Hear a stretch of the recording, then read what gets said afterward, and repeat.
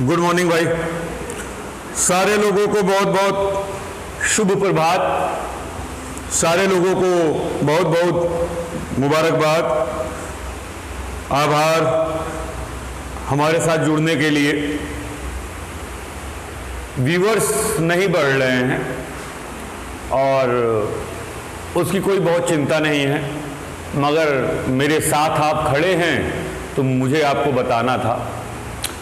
सामने आपकी हिंदी की क्लासेस लगी हुई हैं, परमानेंट मैं क्लास ले रहा हूं और बहुत रंग के हाहाकार मचे हुए हैं। उसके बीच में भी मैं आपकी हर क्लास लूँगा, ये मेरा वादा है आपसे। कल जब आप ये व्हाइट बोर्ड देखेंगे तो आपको दिखेगा कि पारदर्शी तक हमने कल पढ़ाया था और वहीं से लाइव क्लास हमारी मिट गई थी। नेटवर्क कुछ प्रॉब्लम किया, लाइट विद्युत विभाग ने निजीकरण को लेते हुए सरकार के आंदोलन छेड़ रखा है, बैटरी डिस्चार्ज हो गई, जिसके कारण से हम आगे वीडियो नहीं बना पाए। आज समानार्थी शब्द का पार्ट 2 चलेगा, जो एक पॉइंट पारदर्शी से लेते हुए चलेगा, जहां पर कल हमारा आपका वीडियो समाप्त हुआ है। उसके बाद सारी पारदर्शी के और जो शब्द हैं आपको बता दिए जाएंगे। मुद्दा केवल पढ़ाना है ईमानदारी से। ईमानदारी आज नहीं तो कल दिखेगी, जब लोग देखेंगे, समझेंगे, तुलना करेंगे दूसरे वीडियो के साथ, हिंदी की और क्लासेस के साथ, अध्ययन एकेडमी की और क्लासेस के साथ, तब उनको ये पता चल जाएगा कि इमरान सर ने क्या दिया और टीचरों ने क्या दिया और कोचिंगों ने क्या दिया। वो तभी होगा बेटा जब आप मेरे कंधे से कंधा मिलाकर बहुत सारे लोगों को भेजना शुरू करेंगे। उससे पहले इतना आसान नहीं होगा। सभी लोगों को गुड मॉर्निंग, खुश रहें आप सब और पढ़ाई करते रहें, पढ़ाई से समझौता न करें। सबको गुड मॉर्निंग। कई बच्चे ऐसे हैं जो 12-14 लाइव मेरे जा रहे हैं, बाद में बहुत सारे बच्चे देख रहे हैं। मेरा प्रत्येक स्टूडेंट जो मुझको देख रहा है, ये मेहनत केवल उसके लिए है, ये मेहनत केवल उसके उज्जवल भविष्य के लिए है। ये मेहनत इसलिए है ताकि वह बच्चा घर पर भी रह के पढ़ सके।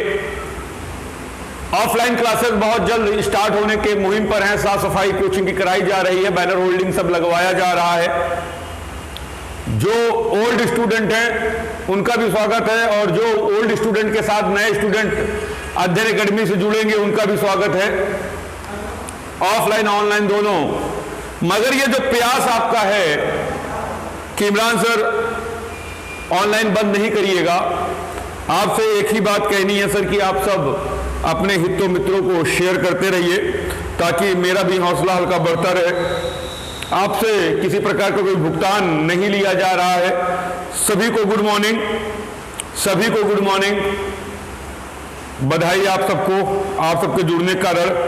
पहले दिन से मैं वीडियो बना रहा हूं तो मैं एक चीज देख रहा हूं, आज लगभग मेरी 14-15 वीडियो हो गई और पहले दिन से मैं एक चीज को देखता हूं कि 1 या 2 बंदे ऐसे हैं जो मुझसे बहुत मोहब्बत करते हैं और डिसलाइक कर जाते हैं।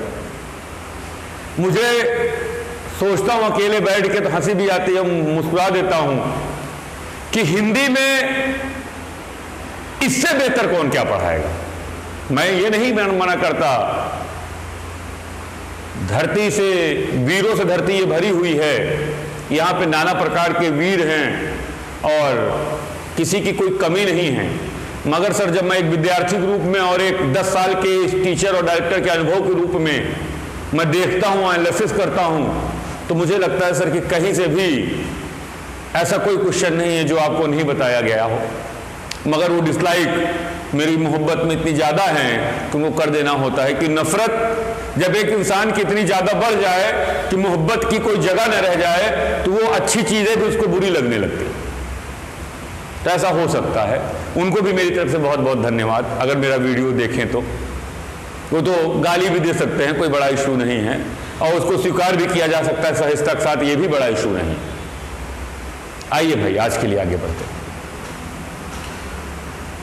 कल के वीडियो तक आप देखेंगे तो अंतर्यामी से लेकर बेटा अपारदर्शी तक हमारी आपकी बात हो चुकी है। यहां तक के समानार्थी शब्द पार्ट 1 में आपको मिल जाएंगे। यदि आप लाइव नहीं देख पा रहे बाद में देखिए, बाद में शेयर कर दीजिएगा, देखने के बाद लाइव कर दीजिएगा, कमेंट कर दीजिएगा।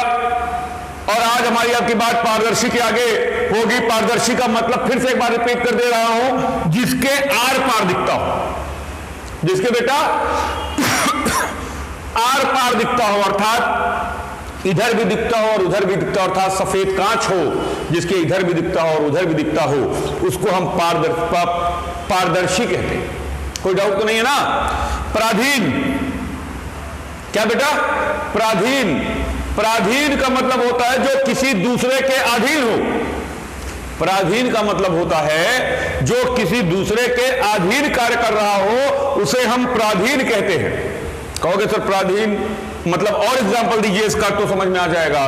तो मैं कहता हूं कि भारत पराधीन जम्मू कश्मीर में आतंकवादियों ने गोलाबारी की, अर्थात जो भाग भारत के हाथ में है उसमें, जम्मू कश्मीर का, उसमें आतंकवादियों ने गोलाबारी की, अर्थात जो भाग पराधीन है भारत के जम्मू कश्मीर का, अर्थात जो किसी दूसरे के ऊपर निर्भर हो, दूसरे का गुलाम हो, दूसरे के समर्थन में हो, उसे क्या कहा जाता है सर? पराधीन कहा जाता है।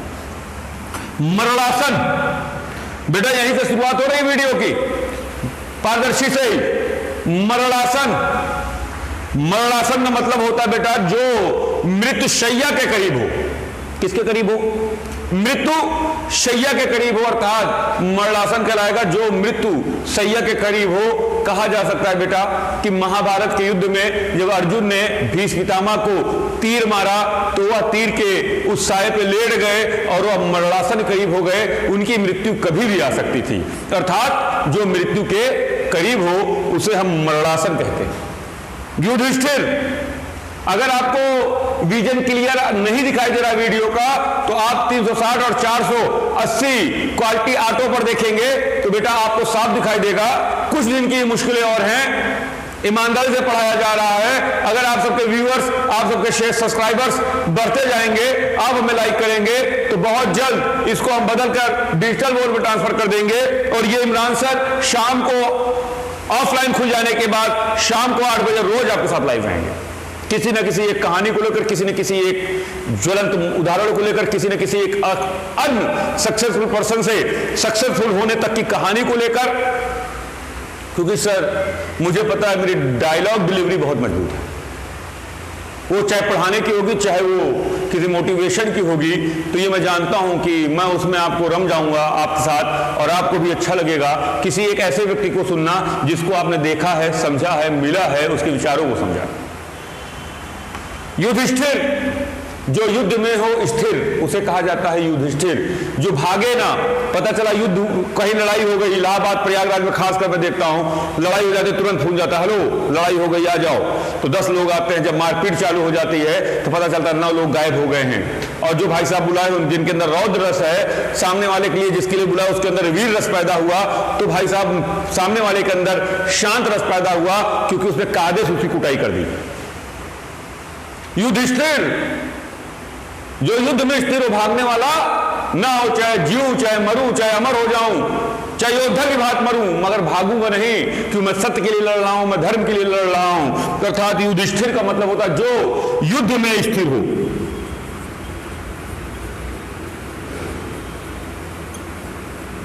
बेटा ऐसे ही दे देगा, ऐसे ही दे देगा क्वेश्चन और पूछ लेगा उपर्युक्त वाक्य में निम्नलिखित में से कौन सा समानार्थी शब्द है। तो एक ऑप्शन उसमें रहेगा युधिष्ठिर, एक रहेगा उसमें यतिशोक्ति, एक रहेगा उसमें अभिनेता, एक रहेगा उसमें शस्त्र। तो 4 ऑप्शन में युधिष्ठिर ही सही ऑप्शन होगा। कोई डाउट तो नहीं होगा ना? बहुत क्लियर कर चल रही होगी, बहुत साफ वीडियो जा रहा होगा आपके पास। अब आडो, लौह पुरुष,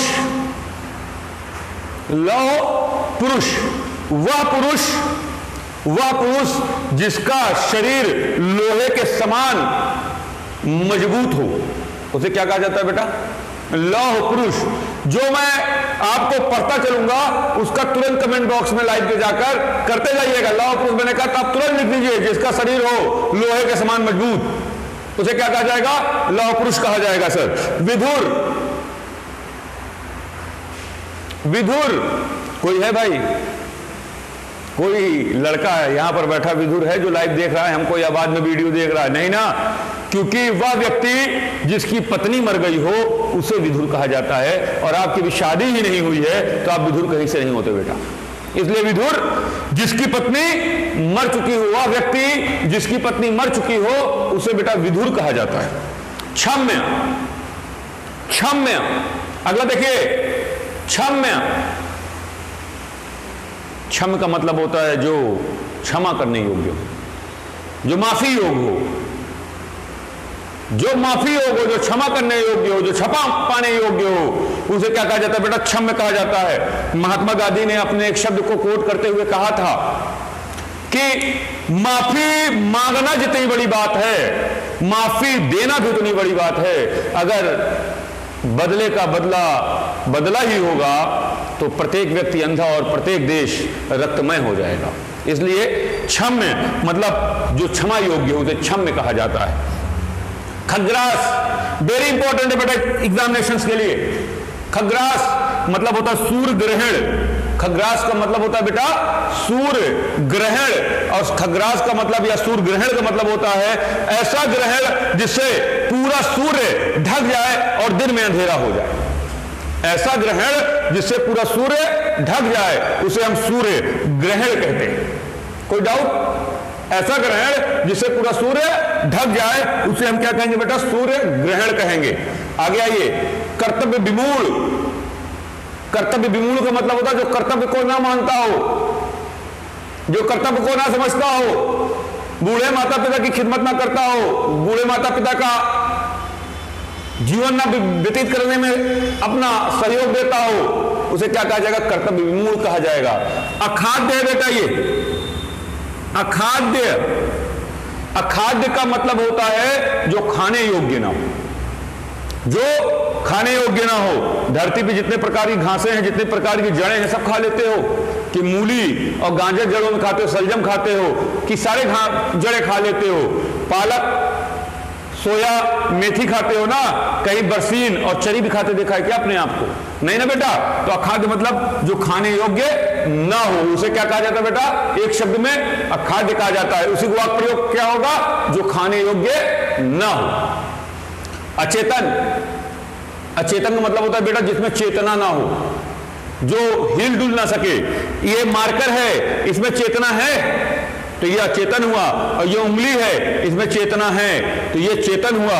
विलोम अचेतन है और इसका विलोम चेतन है। जिसमें जान हो, जिंदगी हो, जीवित हो वो चेतन हुआ, और जिसमें जान ना हो, जिंदगी ना हो वो अचेतन हुआ। अदूरदर्शी, अदूरदर्शी जो दूर की ना सोचता हो, जो दूर की ना सोचता। बहुत सारे लोग ऐसे हैं जो वीडियो नहीं देख रहे हैं, जिनको लगता है कि मैं जीवन में कर डालूंगा कुछ, वह दूरदर्शी हैं। आज के युवा की सबसे बड़ी प्रॉब्लम है, आज का जो युवा है उसकी सबसे बड़ी प्रॉब्लम है, एग्जाम की डेट आ जाएगी, एग्जाम का फॉर्म निकल आएगा, एग्जाम का फॉर्म भर देगा, तब वो सोचेगा गुरुजी कुछ ऐसा गुरु मंत्र दें कि 1 महीने 2 महीने 3 महीने में पूरी तैयारी हो जाए। कोचिंग संचालक भी क्या करते हैं? आइए 1 महीने पढ़िए एनटीपीसी का क्रैश कोर्स। सर जिसमें क्रैश लगा ही हुआ है, जिसमें क्रैश शब्द का प्रयोग किया जा चुका है, तो वो कभी भी पूरा नहीं हो सकता है। क्रैश का मतलब ही होता है दुर्घटना। क्रैश का मतलब क्या होता है बेटा? दुर्घटना। क्रैश कोर्स वह बच्चा करता है जो बच्चा पहले 1-2 साल पढ़ा होता है और उसको रफली वे में प्रैक्टिस की जरूरत होती है। तो आदूरदर्शी जो दूर की ना सोचता हो उसे क्या कहा जाता है? आदूरदर्शी कहा जाता है। अजय, अजय जिसे जीता ना जा सके, अजय जिसे जीता ना जा सके, अर्थात रामचंद्र ने अपना घोड़ा छोड़ रखा था अजय करके, आया ना, पढ़ा होगा ना, अजय करके जातक आगम की कहानियों में सुना होगा ना। रामचंद्र ने अपना घोड़ा छोड़ा और कहा जिस व्यक्ति ने इस घोड़े को, जिस सम्राज्य ने इस घोड़े को, जिस सम्राट ने इस घोड़े को पकड़ लिया वो मुझसे युद्ध लड़ेगा। और घोड़ा चलता गया चलता गया चलता गया, और बहुत आगे घोड़ा निकल गया तो पता चला रामचंद्र जी को एक दिन कि उनके घोड़े को किसी ने पकड़ लिया। वो पूरे लश्कर के साथ और गुस्से में युद्ध के लिए तैयार हो गए। और जब वहां वो पहुंचे तो उन्होंने देखा कि दो बिल्कुल नए बालक चेहरे पे ओज तेजस लिए खड़े थे, उस घोड़े को देखकर मुस्कुरा रहे थे। और जब रामचंद्र वहां पहुंचे तो उन्होंने पूछा कि घोड़े को पकड़ने का साहस कैसे हुआ आपके अंदर, आप कौन हैं? तो उन्होंने बताया मेरा नाम लव और मेरा नाम कुश है और हम सीता के बेटे हैं। तब उनको ये पता चला कि ये तो मेरी ही संतान है जिसने मेरे घोड़े को पकड़ रखा है। अर्थात वह घोड़ा कैसा था बेटा? अजय था, जिसको कोई जीत ना सके। अब तो क्लियर हो गई होगी बात। अनुज, अग्रज और अनुज एक दूसरे के विलोम हैं। अग्रज का मतलब जिसका जन्म पहले हुआ हो, बड़ा भाई। अनुज जिसका जन्म बाद में हुआ हो, छोटा भाई। अग्रज जिसका जन्म पहले हुआ हो, बड़ा भाई। अनुज जिसका जन्म बाद में हुआ हो, छोटा भाई, तो अनुज कहलाएगा। अतिशयोक्ति, अतिशयोक्ति, अतिशयोक्ति का मतलब होता है बेटा किसी वाक्य का, किसी घटना का बढ़ा चढ़ा कर प्रस्तुत करना। दे लंबी लंबी छोड़ना, दे लंबी लंबी छोड़ना, अर्थात अतिशयोक्ति। किसी बात का वर्णन, किसी घटना का वर्णन बढ़ा चढ़ा कर करना, अर्थात बात इतनी सी हो और बात इतनी प्रस्तुत कर दी जाए, उसे क्या कहा जाता है? अतिशयोक्ति कहा जाता है। यह एक अलंकार भी है। अवैध, कहते ना भाई आजकल पेपर में पढ़ते हो कि खासकर प्रयागराज में बड़ा मामला चल रहा है। अवैध घर तोड़ा गया, पीडीएफ ने तोड़ा, एडीए ने तोड़ा। अवैध का मतलब जो सरकार के खिलाफ हो, जो कानून के खिलाफ हो, उसे क्या कहा जाता है? अवैध कहा जाता है। असाध्य, असाध्य बेटा, असाध्य जिस रोग का इलाज ना किया जा सके। असाध्य का मतलब जिस रोग का इलाज ना किया जा सके उसे क्या कहा जाता है बेटा? असाध्य कहा जाता है। जैसे कैंसर आखिरी स्टेज पर जाए, चाहे भी आखिरी स्टेज पर आ जाए, कोरोना का आखिरी स्टेज हो जाए तो असाध्य हो गया, अर्थात उसका इलाज नहीं हो सकता। डॉक्टर उसका इलाज का मना कर देता है और कहता है जाइए अब दुआ करिए, इसके लिए दुआ करिए, अब इसका इलाज नहीं हो सकता। जितना दिन जीवित रहेगा ईश्वर के नाम पे रहेगा, उसके सिवा ये मर जाएगा। अर्थात वह रोग जिसका इलाज ना कराया जा सके उसे असाध्य कहा जाता है। अभिनेता, अभिनेता और अभिनेत्री दो शब्द हैं बेटा। बहुत सारे शब्द लिखने से कोई मतलब यहां नहीं है कि किताब भर डालो, व्हाइट बोर्ड भर डालो, गुस्सा आ जाओ, इसी ऐसा कुछ नहीं। अभिनेता लिखा, अभिनेत्री समझ में आ जाना चाहिए। अभिनेता वह पुरुष जो अभिनय करता हो, वह पुरुष जो अभिनय करता हो उसे क्या कहा जाता है बेटा? अभिनेता कहा जाता है। और वह महिला जो अभिनय करती हो उसे अभिनेत्री कहा जाता है। अंधविश्वास, अंधविश्वास कमेंट करते रहिए आप सब, और हो सके तो शेयर भी करते रहिए, आगे आपकी जो इच्छा है। अंधविश्वास बिना तर्क के मान लिया गया विश्वास। अंधविश्वास मतलब बिना तर्क के मान लिया गया विश्वास। आपके पिता नहीं है दुनिया में, आप उनकी शुद्धि कर रहे हैं। पंडित जी ने जो जो कहा, जितना जितना कहा आप लाते गए। एक बार भी पंडित जी से आपने क्रैश क्वेश्चन नहीं किया कि पंडित जी से आत्मा को सही में शांति मिल जाएगी, वही अंधविश्वास हो गया। क्योंकि हम धार्मिक हैं, हम उन चीजों को मानते हैं। अल्पभाषी, अल्प, अगर वीडियो नहीं दिखाई दे रहा होगा तो ऑडियो सुनिएगा।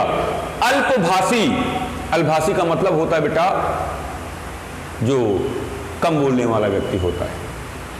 कम बोलने वाला व्यक्ति अल्पभाषी कहलाता है। अस्त्र, हाथ से पकड़कर चलाया जाने वाला हथियार। अस्त्र, हाथ से पकड़कर चलाया जाने वाला हथियार।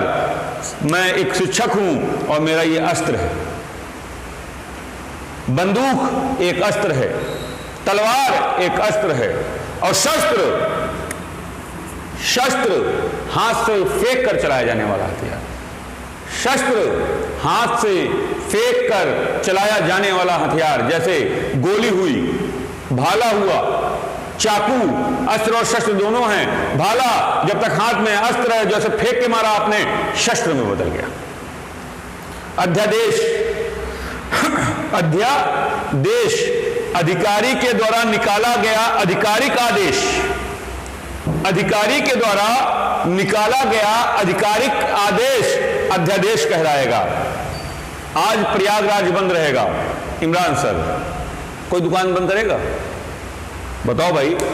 अगर मैं ये कहूं आज मूड में हूं, कोचिंग में बैठा हूं आराम से, मैंने कहा मेघराज एक काम करो, आज दिव्या कह दो कि आज पूरा इलाहाबाद बंद रहेगा, प्रयागराज, कोई बंद करेगा? कहीं इमरान सर पकड़ा गए भरी जवानी में, नहीं कहेगा ना।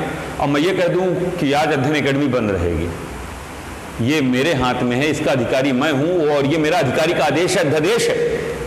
और इलाहाबाद प्रयागराज बंद रहेगा, ये गोस्वामी भानु जी कह सकते हैं, जो वर्तमान डीएम हैं भानुचंद्र गोस्वामी जी, वो ये कह सकते हैं कि आज इलाहाबाद प्रयागराज बंद रहे। तो आधिकारिक द्वारा निकाला गया आधिकारिक आदेश अध्यादेश कहलाता है बेटा। ईर्ष्यालु कलयुग की सबसे बड़ी प्रॉब्लम है। दूसरे की खुशी को देखकर ईर्ष्या करने वाला व्यक्ति, दूसरे को देखकर ईर्ष्या करने वाला व्यक्ति। आज का कोई व्यक्ति अपने दुख से दुखी नहीं है, वह दूसरे की खुशी से दुखी है, इसी को ईर्ष्यालु कहा जाता है। दूसरे व्यक्ति की उन्नति को देखकर दुखी होने वाला व्यक्ति ईर्ष्यालु कहलाता है। निर्मम, निर्मम जिसके ममता ना हो। ये 2013 समीक्षा अधिकारी क्वेश्चन है, ध्यान रखिएगा, देख लीजिएगा जाकर। निर्मम जिसके हृदय में ममता ना हो, निर्मम कहलाएगा। पराग, पराग बेटा, पराग का मतलब होता है फूलों का रस। पराग का मतलब होता है फूलों का रस, जो भौरे और मधुमक्खियां फूल के ऊपर के भाग से जो खींचती हैं और शहद मधुमक्खी के शहद के उस छत्ते में ले जाकर डालती हैं, उसी को पराग कहा जाता है। कोई डाउट? क्लियर है भाई? गौधूली, गौधूली शाम और रात के मध्य का स्थान। शाम ढले और रात आने से पहले का जो स्थान बनेगा बेटा, उसी को गौधूली कहा जाएगा। उसी को क्या कहा जाएगा? गौधूली कहा जाएगा। पूर्वांत 4 भाग होते हैं, ध्यान रखिएगा। पूर्वांत दोपहर के पहले का समय, 12 बजे से पहले का समय। मध्यांत उसी नीचे लिखा हुआ है, मिड 12 बजे का समय, दोपहर का समय। मध्यांत, अपराह्न पहले वाले पाठ में समानार्थी में पढ़ा चुका हूं, दोपहर के बाद का समय। और गौधूली शाम और रात के मध्य का स्थान, जहां गायें चरकर अपने घर वापस आती हैं और उनके जो खुर होते हैं, जो उनके पैर का खुर होता है, उससे जो वापस आने लगती है, जो धूल उड़ती है, उसी से एक शब्द बना है जिसका नाम गौधूली है। अब कोई डाउट? रंगरूट ये नया शब्द है, समानार्थी शब्द में हिंदी में नया प्रयोग किया गया है। रंगरूट का मतलब होता है बेटा, पुलिस में भर्ती नए जवान को रंगरूट कहा जाता है। पुलिस में भर्ती नए जवान को रंगरूट कहा जाता है। आपने सुना होगा, पेपर में हेडिंग देखी होगी, पेपर पढ़ते होगे, उसमें देखा होगा, लिखा जाता है पुलिस में 22,000 नए रंगरूटों की भर्ती हुई। तो रंगरूट मतलब पुलिस में भर्ती नए जवान।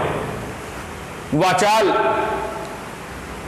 वाचाल विलोम है अल्भाषी का। अल्भाषी का विलोम है वाचाल। अल्भाषी मतलब कम बोलने वाला, और वाचाल मतलब, कमेंट करिए जल्दी, लाइव कमेंट करिए। वाचाल का मतलब क्या होगा? बहुत अधिक बोलने वाला, बहुत अधिक बोलने वाला।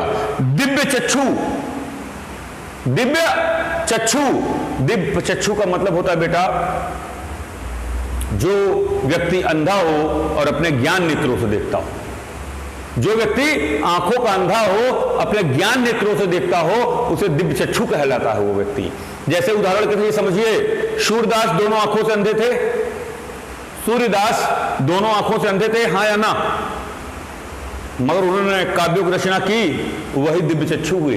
अर्थात वह व्यक्ति जो दोनों आंखों का सूर्य हो, दोनों आंखों न दिखता हो, और उसके बाद भी वह ज्ञान नेत्र से अपने आप को देखता हो, या ज्ञान नेत्र से समाज को देखता हो, उसे दिव्य चक्षु कहलाएगा। बहुभाषी विद, बहुभाषी विद जो अत्यधिक भाषाओं का ज्ञाता हो। बहु मतलब बहु, बहुत भाषी मतलब भाषा, विद का मतलब विद्वान। बहुभाषी विद बहुत अधिक भाषाओं का ज्ञाता बहुभाषी विद कहलाएगा। मृदुभाषणी, मृदु भाषणी, मृदुभाषणी का मतलब होता है बेटा, वह महिला जो मीठा बोलती हो, वह महिला जो मीठा बोलती हो मृदुभाषणी कहलाएगी। परित्यागता, परित्यागता वेरी इंपॉर्टेंट है। परित्यागता का मतलब होता पति के द्वारा छोड़ दी गई स्त्री। पति के द्वारा छोड़ दी गई स्त्री, जब भगवान राम ने सीता जी को छोड़ा तो क्या हो गई थी? परित्याक्ता हो गई थी। मैं जो आपको उदाहरण देता हूं बेटा, केवल इसलिए देता हूं जब एग्जामिनेशन में आप बैठेंगे और रक्त धमनियां आपकी काफी गुना बढ़ जाएगी और आते हुए क्वेश्चन जब गलत होने लगेंगे, तरंगे ऐसे ऐसे घूमने लगेंगी, तब आपको उदाहरण के द्वारा याद करना होगा, रक्त धमनियों को शांत करना होगा, लंबी सांसें लेनी होंगी, तब एग्जाम क्रैक होगा। मुमुक्ष, मुमुक्ष का मतलब होता है बेटा जो मोक्ष पाना चाहता हो, जो मोक्ष की प्राप्ति चाहता हो उसे मुमुक्ष कहा जाता है। कोई डाउट? मतलब जो मोक्ष की प्राप्ति चाहता हो, अर्थात जो ये कहता हो मुझे मोक्ष चाहिए, उसे मुमुक्ष कहा जाता है। मर्मज्ञ, जो मन की बात जानता हो, मन की बात जानने वाले को मर्मज्ञ कहा जाता है। कहते हो मर्मज्ञ हो क्या? मन की बात जानते हो क्या? उसे क्या कहा जाता है बेटा? मर्मज्ञ कहा जाता है। नैपथ्य, नैपथ्य का मतलब होता है रंगमंच के पीछे का स्थान। नैपथ्य का मतलब होता है रंगमंच के पीछे का स्थान, अर्थात जहां नेता, अभिनेता, नाटककार सजते हैं, लिपस्टिक पाउडर लगाते हैं, उसी स्थान को नैपथ्य कहा जाता है। जिजमीसा, जिजमीसा का मतलब होता है जीतने की इच्छा रखने वाला। जीतने की इच्छा रखने वाले को जिजमीसा कहते हैं। जीतने की इच्छा रखने वाले को बेटा क्या कहा जाता है? जिजमीसा कहा जाता है। जैसे सिकंदर, जैसे सम्राट अशोक जिजमीसा वाले व्यक्ति थे, अर्थात जीतने की इच्छा रखते थे, हारने की इच्छा नहीं रखते थे। अजर, कभी भी आपका बड़ा जब आपको आशीर्वाद देगा तो कभी भी वो एक आशीर्वाद नहीं देगा, वो सदैव दो देगा। अजर रहो, अमर रहो। अगर भूल के उसने केवल अमर का आशीर्वाद दे दिया, अजर भूल गया वो और कहीं सूट कर गया वो आशीर्वाद, तो 90 साल हो गया, उसके बाद मरोगे नहीं। तो नहीं मरोगे तो क्या होगा पता तुमको? बूढ़े हो गए हैं, खटिया प्लेट गए, मर नहीं रहे हैं। तो अजर का मतलब जो कभी बूढ़ा ना हो, और अमर का मतलब जो कभी ना मरे। अजर का मतलब जो कभी बूढ़ा ना हो उसे अजर कहा जाता है। अंडज, जिसका जन्म अंडे से हुआ हो। अंडज, जिसका जन्म अंडे से हुआ हो, अर्थात छिपकली हुआ, सांप हुआ, ये सब क्या है? मुर्गी हुई, ये सब क्या है बेटा? इनका जन्म किससे हो रहा है? अंडे से हो रहा है। इसलिए वह जीव जिसका जन्म अंडे से हुआ उसे अंडज कहा जाता है। विपत्निक, विपत्निक, आप सब विपत्निक हैं? बताओ भाई, आप सब विपत्निक हैं? नहीं सर, आप सब विपत्निक नहीं हैं। वह पुरुष जिसकी स्त्री छोड़कर चली गई उसे विपत्निक कहा जाता है। युयुत्सु, युयुत्सु का मतलब होता है बेटा युद्ध की इच्छा रखने वाला। युयुत्सु का मतलब क्या होता है? जब देखो टाइट है, तलवार वाली बिल्कुल चालू, आक्रमण, अर्थात युद्ध की इच्छा रखने वाले को क्या कहा जाता है बेटा? युयुत्सु कहा जाता है। दत्तक, रानी लक्ष्मीबाई ने दत्तक पुत्र लिया था, याद है? लाड डलहौजी की हड़प नीति के विपरीत जाकर, जिसके कारण उनको युद्ध लड़ना पड़ा था। दत्तक का मतलब गोद लिया हुआ पुत्र, खुद का संतान ना हो, किसी दूसरे पुत्र को अपना पुत्र मानकर गोद ले लेना ही दत्तक पुत्र कहलाता है। गजगामनी, कोई बच्ची है जो गजगामनी है? गजगामनी मत होना, फिट रहना। गजगामनी का मतलब होता है वह स्त्री जो हाथी की तरह चलती हो, दे दनादन चालू, मोटा मोटा ऐसे ऐसे चल रहा हो, उसे क्या कहा जाता है? गजगामनी कहा जाता है। अर्थात वह स्त्री जो हाथी की तरह चले उसे गजगामनी कहा जाएगा। निरामिष, निरामिष, बहुत सारे लोग हैं जो निरामिष हैं, बहुत सारे लोग जो मिस हैं, अर्थात निरामिष का मतलब जो मांस ना खाता हो, जो मांस ना खाता हो उसे निरामिष कहते हैं बेटा। युमूर्षा, युमूर्षा, युमूर्षा, युमूर्षा का मतलब होता है बेटा मरने की इच्छा रखने वाला। जीवन सुख आ गए हैं, अब मरना है। बहुत सही कह रहा हूं मैं। अमूमन जब 18-20 साल की उम्र होती है, पहला प्यार और हो जाता है तो आदमी देवदास उदास बन जाता है। लड़की जब ट्रांसफर हो जाती है कहीं दूसरी तरफ, भारत के दादा जात बाद में मामा बनते हैं। हंसो मत, समझो मेरी बात को। तब आप क्या कहते हो, जीने कोई मतलब नहीं रह गया, मेरा जीवन समाप्त हो गया है, अब मैं क्या हूं, कैसे करूंगा। तो युमूर्षा का मतलब होता है मरने की इच्छा रखने वाला। और तितिर्षा का मतलब होता है तैरने की इच्छा रखने वाला। तितिर्षा का मतलब क्या होता है बेटा, तैरने की इच्छा रखने वाला। बतख, भैंस, सांप, मछली, कछुआ तैरने की इच्छा रखते हैं, अर्थात वह जीव जो तैरने की इच्छा रखता है उसे हम तितिर्षा कहते हैं।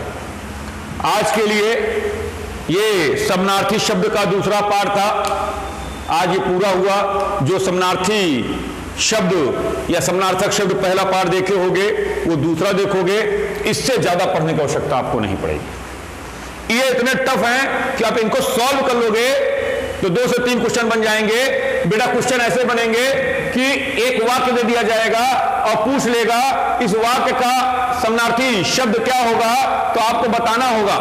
जैसे दे दिया जाएगा जिसे जीता ना जा सके उसे निम्नलिखित में से क्या कहा जाएगा, अजय, अचेतन, अतिशयोक्ति, असाध्य। तो आप बताएंगे अजय, जिसे जीता ना जा सके।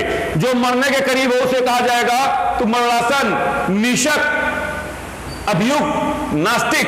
तो आप बताएंगे कि जो मरने के करीब होगा उसे मरणासन कहा जाएगा। जो तैरने की इच्छा रखता होगा उसे क्या कहा जाएगा, तो आप बताएंगे उसे तितिर्षा कहा जाएगा। जब आपको वाक्य प्रयोग करना आएगा, वाक्य का एक शब्द निकालना आएगा, तभी बता पाएंगे। आज के लिए इतना ही। अगला वीडियो अगले दिन लाइव आने पर। आप सबका धन्यवाद जुड़ने के लिए। अपने मित्रों को जोड़ते रहिए, अपने दोस्तों को बताते रहिए। अध्ययन एकेडमी आप सबका स्वागत करती है। हम अभी बिल्कुल नए हैं मगर हमारे कंटेंट बहुत मजबूत हैं, क्योंकि नए हम वीडियो पे हो सकते हैं मगर ऑफलाइन में हम 10 साल का अनुभव रखते हैं। आज के लिए इतना ही। जय हिंद, जय भारत। अगली मुलाकात अगले दिन।